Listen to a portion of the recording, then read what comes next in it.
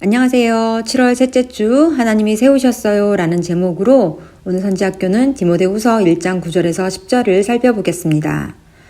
사람은 갑작스런 재난이나 큰 고난을 마주하면 평소에 하지 않았던 근원적인 질문을 던지게 됩니다. 코로나19 팬데믹도 우리에게 여러 가지 질문을 던져 주었었죠. 특히 코로나 초창기 기억나시나요? 이단 교회를 통해 전염이 확산되면서 모임 자체가 법적으로 금지되고, 이에 대해 일부 교회는 하나님께 드리는 예배가 교회의 본질이기 때문에 계속해서 교회에 모이고자 했고, 또 어떤 교회들은 세상을 위해 교회 문을 닫았습니다. 그때 우리는 교회가 뭐야?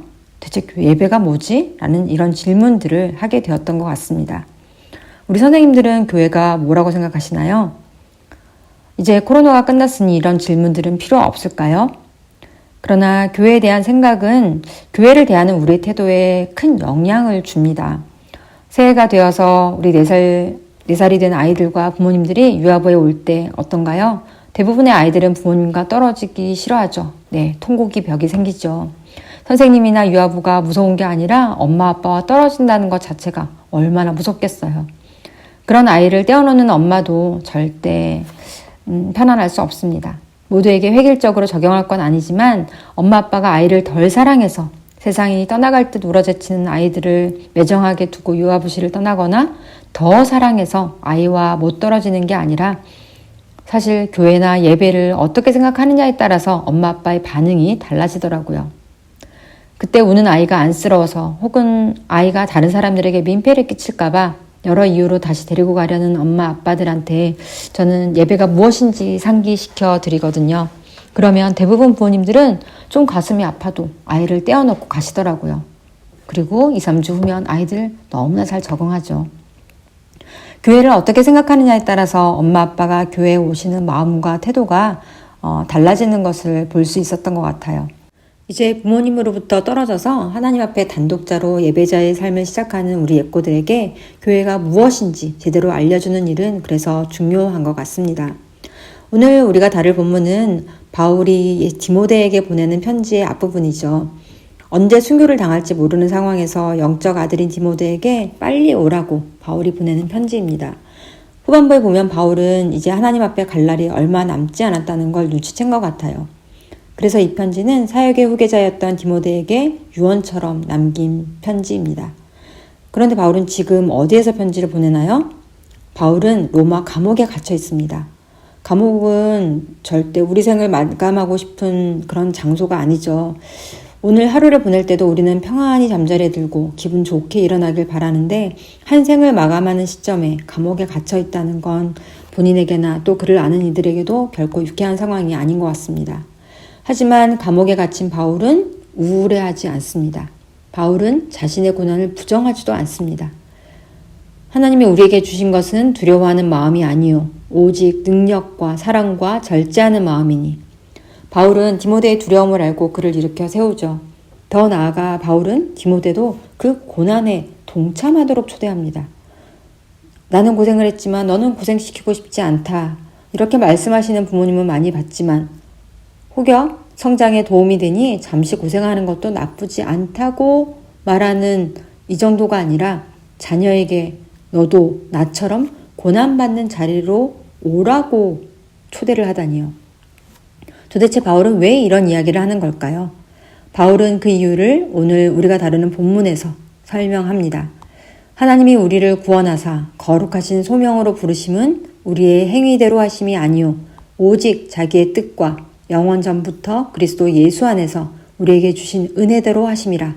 이제 우리 구주 예수 그리스도 예수의 나타나심으로 말미암아 나타났으니 그는 사망을 패하시고 복음으로써 생명과 썩지 아니할 것을 드러내신지라. 필연적으로 고난을 수반하는 우리의 이 사역은 예수 그리스도를 통해 우리에게 부어주신 은혜란다. 하나님께서 먼저 우리를 구원하셨고 그 후에 하나님의 복음을 전하는 이 거룩한 일에 우리를 불러주셨단 말이지. 전에 우리는 이 거룩한 일과 정말 전혀 상관없는 사람이었다. 우리가 아무것도 알지 못하던 오래전부터 하나님께서 우리를 위해 준비하시고 우리에게 주신 선물이란 말이야. 예수님은 당신의 십자가의 사역을 통해서 죽음을 죽이고 영원한 생명을 우리에게 밝히 드러내 주셨단다. 그러니 부끄러워하지 말고 두려워할 필요도 없단다. 우리 주님과 그분 때문에 감옥에 갇힌 나와 함께 복음의 메시지를 위한 고난에 너도 참여하거라. 아니, 그럼 하나님께서 우리를 고생시키려 부르신 걸까요? 여기서 우리를 불러주셨다 할 때 부르다라는 말이 헬라어로 칼레오라는 말인데 여기서 불려 나왔다라는 뜻의 에클레시아라는 명사가 나옵니다. 이게 바로 교회라는 뜻이죠. 누가 부르신 거예요? 하나님.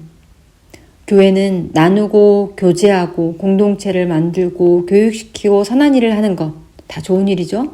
이런 것을 주목적으로 해서 모인 자발적 모임이 아니라는 이야기입니다.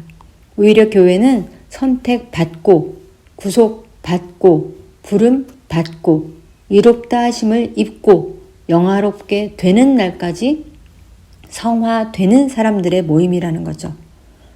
마이클 호튼이라는 개혁주의 신학자가 이렇게 교회를 정의합니다. 근데 어디서 그럼 불려 나왔다는 걸까요? 아브라함을 이방 우르에서 불러내신 것처럼 세상 가운데 있던 우리를 불러내신 거죠.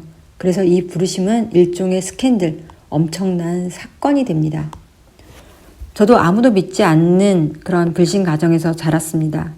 고등학교 3년 내내 같은 반이었던 한 친구의 정말 지극하고 포기할 줄 모르는 전도를 통해서 대학 입학하면서부터 교회에 첫 발을 내딛었었는데 그때가 제 인생의 비포와 애프터가 달라진 결정적인 순간이었던 것 같습니다. 이후로 하나님 안에서 자라고 배우고 누리는 그런 기쁨을 많이 누리기도 했지만 교회를 다니기 시작하면서부터는 고민하지 않아도 되었을 새로운 문제가 많이 생기게 되더라고요. 주일에 교회를 가야 하나, 발굴장에 가야 하나, 믿음의 속도가 다른 남편과 주일에 교회 갈 때마다 싸우게 되고요. 주일학교와 여름 캠프에 보내려고 아이들과 씨름하게 되고요. 믿지 않는 친구와 또 선후배들과 술자리를 같이 하지 않으면서 멀어지게 되고요. 하던 공부를 그만두고 신학을 하게 되었을 때는 믿지 않는 친정 부모님과 1년 동안 연락을 못하기도 했습니다. 바울이 디모데를 초청하는 고난은 하나님께서 주시는 것이 아니라 하나님께 부름받고 하나님과 화목하게 되면서 세상과 불화하게 되는 데서 오는 고난이었던 거예요. 배가 나아갈 때 파도를 헤치고 나아가야 하는 것처럼 또 비행기가 날아갈 때 바람의 저항에 부딪히는 것처럼 세상과 부딪히는 고난이었던 거죠. 파도를 무서워하면서 어떻게 항해를 하겠습니까? 바람을 무서워하면서 어떻게 비행기가 날 수 있겠습니까? 그런 두려움은 하나님께로부터 오는 것이 아니란 거죠. 약속대로 오신 예수님께서 십자가와 부활을 통해 우리에게 영원한 생명의 길을 분명히 드러내 주신 그 은혜로 우리는 부르심을 받았고 우리는 하나님의 능력과 사랑과 절제하는 마음으로 세상에 주는 고난에 당당히 맞설 수 있게 되는 거죠. 태어나 보니 교회였던 사람들은 이 부르심이 크게 실감나지 않을 수도 있겠습니다. 또 내가 내 발로 교회를 다니기로 선택했다라고 생각하면 이 부르심이 잘 와닿지 않을 수도 있지만 우리가 모이는 이유는 하나님의 은혜로 부름을 받았기 때문입니다. 교회는 그 부르심에 반응해서 나온 사람들의 모임인 거죠.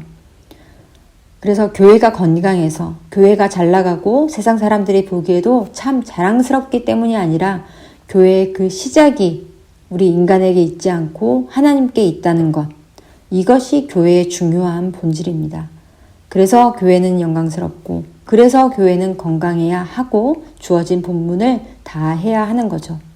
인간이 아니라 하나님께서 붙들고 계신 교회라는 것, 이것이 교회의 굉장히 중요한 출발점입니다. 7월, 8월, 9월 이 3학기 동안은 이렇게 시작된 교회를 하나님께서 왜 주셨는지 그 목적과 역할과 기능은 무엇이고 그래서 어떻게 하나님께서 이 교회를 통해 일하시는지를 살펴보며 단단한 믿음의 기초를 우리 예꼬들에게 다져주는 시간이 되었으면 좋겠습니다. 우리 함께 기도하시겠습니다. 하나님이 우리를 구원하사 거룩하신 소명으로 부르심은 우리의 행위대로 하심이 아니요 오직 자기의 뜻과 영원 전부터 그리스도 예수 안에서 우리에게 주신 은혜대로 하심이라. 아멘. 사랑의 하나님, 우리를 하나님의 크고 놀라운 은혜로 어두운 세상 가운데서 교회로 불러주심에 감사드립니다. 하나님께서 세우시고 붙드시고 이끌어 가시는 교회를 더욱 사랑하고 아끼겠습니다.